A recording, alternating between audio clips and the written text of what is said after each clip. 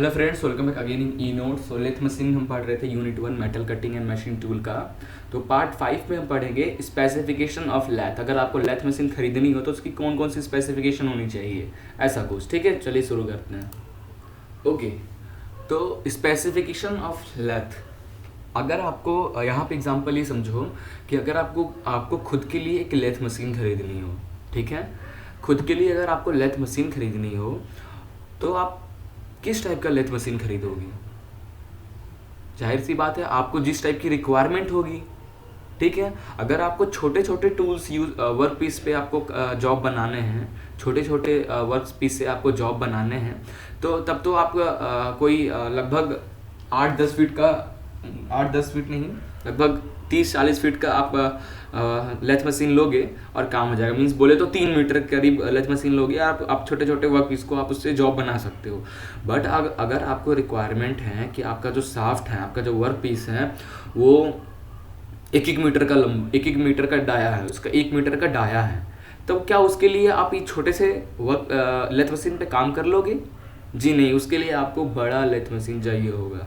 तो वो कंसीडर क्या क्या है, मतलब मीन्स क्या क्या हम मेन टॉपिक्स कंसीडर करेंगे जिससे हमें लेथ मशीन खरीदने में आसानी हो। वो होता है height of the centre, it is measure from the lathe bed. ठीक है, अब आपका जो ये हेड स्टॉक का जो ये सेंटर होता है, ये सेंटर और ये टेल स्टॉक, ये जो सेंटर है, इसकी हाइट कितनी है, ये हाइट आपका जॉब का डायमीटर सेट करता है। ये हाइट लेथ बेड से ये हाइट, दैट इज हमारा हो जाएगा height of the centre. The length between centres, दो सेंटर्स के बीच का लेंथ बिटवीन सेंटर, आपके टेलीस्टॉक का ये पार्ट और ये हेड स्टॉक का, मीन्स लाइव सेंटर और ये डेड सेंटर। ओके, मैं शायद इससे पहले आपको उल्टा बताया था। Actually this is live centre, head stock में जो होता है वो लाइव सेंटर होता है, ये हमारा डेड सेंटर। ओके, तो सुधार लेना वहाँ पे मिस्टेक, ठीक है। लाइव सेंटर ये हुआ दो सेंटर्स के बीच में, मीन्स लाइव सेंटर और डेड सेंटर के बीच का जो डिस्टेंस है वो होता है length between centre.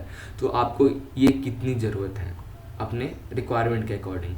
Length of bed, आपको बेड, जो ये बेड है इसकी कितनी length, that is length of bed. ये दिख रहा है लेंथ ऑफ बेड, आपको लेंथ ऑफ बेड कितनी। तो आपको जो भी वर्क पीस, अगर आपको बहुत बड़ा बड़ा वर्क पीस यूज़ कर रहे हो तो आपको जाहिर सी बात है बेड आपकी बड़ी होनी चाहिए।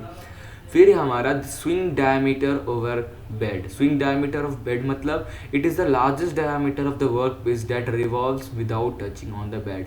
मतलब आप जो वर्क पीस यूज़ करोगे यहाँ पे, उसकी diameter maximum, swing diameter maximum इतनी होनी चाहिए कि वो बेड से टच ना हो। उतने डायमीटर तक का आप वर्क पीस एक पर्टिकुलर लेथ मशीन में यूज़ कर सकते हो, ठीक है। फिर है आपका swing diameter over carriage. It is the largest diameter of the work piece that can revolve over the lathe spindle. It is always less than the swing diameter over the bed. ठीक है, तो swing diameter होता है, ठीक है, वो क्या होता है, वो आपका जो हमारा जो डायमीटर है, आपका जो वर्क पीस का जो मेन डायमीटर है, means swing diameter over bed से कम होना चाहिए, कैरेज का। ठीक है, कैरेज भी लगा हुआ है तो उससे भी ऊपर होना चाहिए। मीन्स यहाँ पे आपका ये बेड से, आपका जो वर्क पीस है वो बेड से टच नहीं होना चाहिए, पहला वर्क पीस का डायमीटर। दूसरा ये होगा कि यहाँ पे कैरेज भी लगा होगा, तो आपको ध्यान ये देना है कि आपकी वर्क पीस इतनी बड़ी ना हो। भाई बेड से तो कम है बट कैरेज से टकरा जा रही है, तो ऐसी भी नहीं होनी चाहिए, ठीक है। Maximum bar diameter. Maximum bar diameter क्या है? It is the maximum diameter of the bar stock passes through the hole of head stock spindle. ठीक है, it is the maximum diameter of bar stock that passes through the hole of head stock spindle. Easily pass हो जाए। Head stock का जो यहाँ पे spindle लगा रहता है, यहाँ जो स्पिंडल ये लगा रहता है, उसका वर्क पीस का आपका मैक्सिमम डाया।